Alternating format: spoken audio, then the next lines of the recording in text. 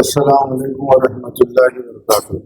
आज यहाँ पर जो प्रेस कॉन्फ्रेंस हो रही है, जिसके अंदर प्रिंट मीडिया, इलेक्ट्रॉनिक मीडिया और सोशल मीडिया और कई एक सीनियर सहाफ़ी आए हुए हैं, उन सबको मैं तेलंगाना स्टेट हज कमेटी से की तरफ से मैं इस्तकबाल करता हूँ और उन तमाम हज़रात का शुक्रिया अदा करता हूँ जो अपना कीमती वक्त निकाल के आए।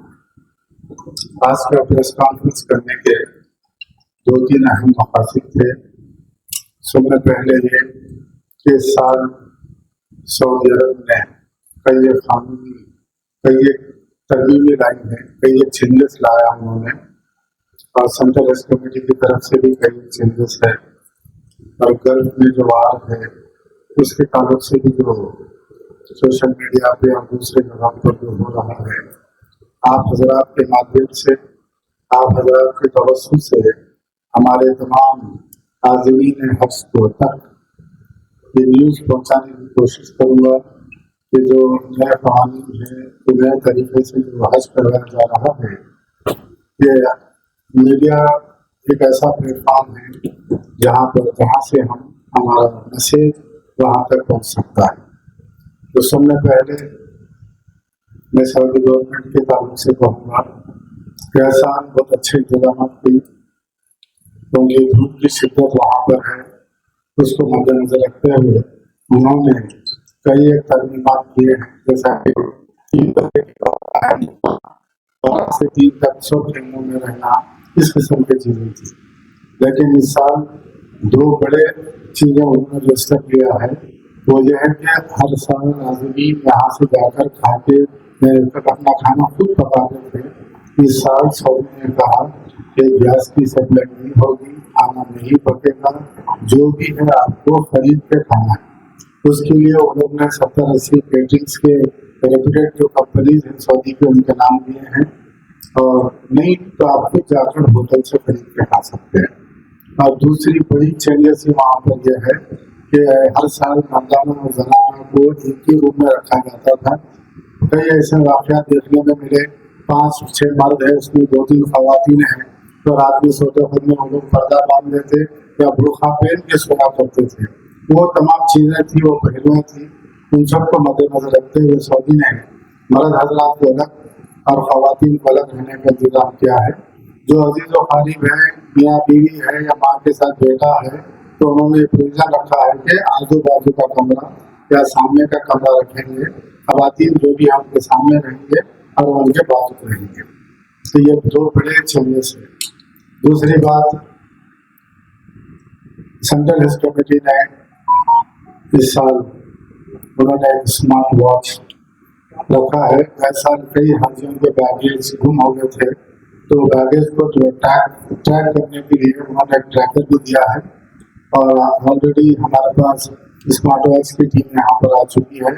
आज सुबह से हमने हज कमेटी के मेंबर्स और हम एग्जीक्यूटिव ऑफिसर, हमारे असिस्टेंट एग्जीक्यूटिव ऑफिसर, यानी खादिमुल हुज्जाज जिनको हज इंस्पेक्टर कहा जा रहा है, उनको भी हमें अलर्ट करने की इजाज़त दी है। तो वो लोग यहाँ से जो प्लेन में जाएंगे, फिर दोबारा वो हाजियों को यहाँ पर ला के छोड़ेंगे, तो जिम्मेदारी उनकी है। तो उनको किस किस्म से आज़मीन के साथ रहना है, उनको क्या करना है, कैसी खिदमत करनी है, यहाँ तक तो स्टेट हज कमेटी का काम है। इसके बाद जो वो रहेंगे तो हमारे हज इंस्पेक्टर्स रहेंगे, जो गवर्नमेंट सर्वेंट्स हैं, उनको टेस्ट लिया गया, उनको ट्रेनिंग दी गई है, वो लोग साथ रहेंगे और हमारे हाजियों की नुमाइंदगी करेंगे। उनको जो भी वहाँ पर मसाइल आ रहे उसको देख कर वहाँ पर मसाइल को हल करेंगे। और तेलंगाना स्टेट हज कमेटी से 2 कंट्रोल रूम रखा गया, एक यहाँ पर 24/7 कंट्रोल रूम रहेगा, और जो तमाम हमारे खादिमुल हुज्जाज जा रहे हैं वहाँ पर भी हमारे नोबल ऑफिसर रहेगा, तो उनको भी वहाँ पर भी वो लोग कंट्रोल करेंगे। ऐसे किसी की तबीयत खराब हो गई, कुछ हो गया, तो करीब की जो डिस्पेंसरी है वहाँ पर ले जाकर उनका इलाज करेंगे। तशवीश की बात यह है कि इस साल गर्मी ज़्यादा है, धूप ज़्यादा है, इसके लिए जो भी प्रिकॉशंस है, जो भी एहतियाती इक़दाम है, वो हम लेने की कोशिश कर रहे हैं। और एक ख़ास बात ये कि हज कमेटी के पास आके क्यों जाएं, डायरेक्ट भी जा सकते हैं। अरे भाई, बोर्डिंग पास खुद हज कमेटी में रहता है, अगर उसके अंदर 10-12 चीजें हैं जो यहाँ पर दी जा रही इस साल। एक हज सुविधा है उनको दिया जा रहा है, डॉक्टर उनको दिया जा रहा है, और एक ID कार्ड उनको यहाँ से दिया जाएगा। बैगेज के 2 टैग उनको लगाए जाएंगे, हैंड बैगेज का 1 टैग लगा जाएगा, और उनको एकोमोडेशन का स्टिकर यहाँ पर चिपकाया जाएगा, फ्लाइट टिकट यहाँ पर दिया जाएगा। और अब तक जो इंडिया से दूसरे स्टेट से जो आदमी गए हैं सऊदी अरब, वहाँ पर पकाने का इंतजाम नहीं है बोलने के बावजूद भी हमें सुनने में मिला है कि लोग इलेक्ट्रॉनिक चूल्हे लेके गए हैं ताकि रूम में बैठकर छुप के पका लें।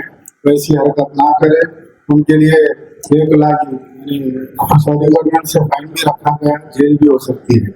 इसलिए हम उनका जो यहाँ पर बैगेज रहेगा, और अंदर जाने हमेशा यहाँ पर सिर्फ स्क्रीनिंग होती थी, कभी भी कोई भी स्टेट हज कमेटी में इमिग्रेशन यहाँ नहीं होता था, वो एयरपोर्ट में होता है। यहाँ सिर्फ स्क्रीनिंग होती थी, बैगेज को तोला जाता था।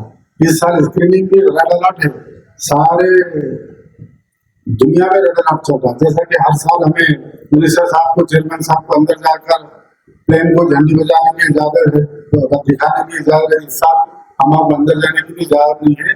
जहाँ तक आदमी जा सकते हैं वहीं तक हम आदमी को इमिग्रेशन होगा, वहीं तक जाने का हमें परमिशन दिया गया है। तो हम यहाँ पर आदमी का सामान लेंगे, यहाँ पर वेट करेंगे, और जब डायरेक्ट को सामान लेके चले गए, ऐसे चूल्हे या ऐसे घरेलू चीजा उनके साथ रहे या उनका लगेज एक्स्ट्रा रहा तो वहाँ पर फेंक दिया जाता, बाहर उनके रिश्तेदारों को तो नहीं पहुँचाया जाता।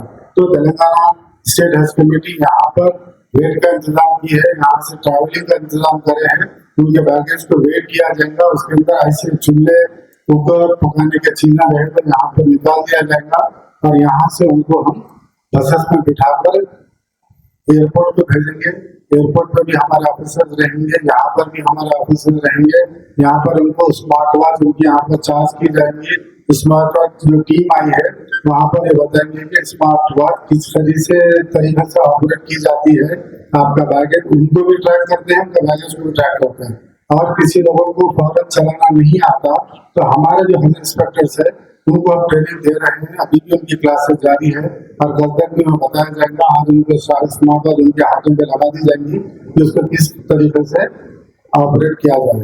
तो बहरहाल तेलंगाना स्टेट हज कमेटी और तेलंगाना सरकार खासतौर पर हमारे चीफ मिनिस्टर साहब की हिदायत है कि जितने भी आदमी जा रहे हैं उनको किसी किस्म की कोई तकलीफ ना हो।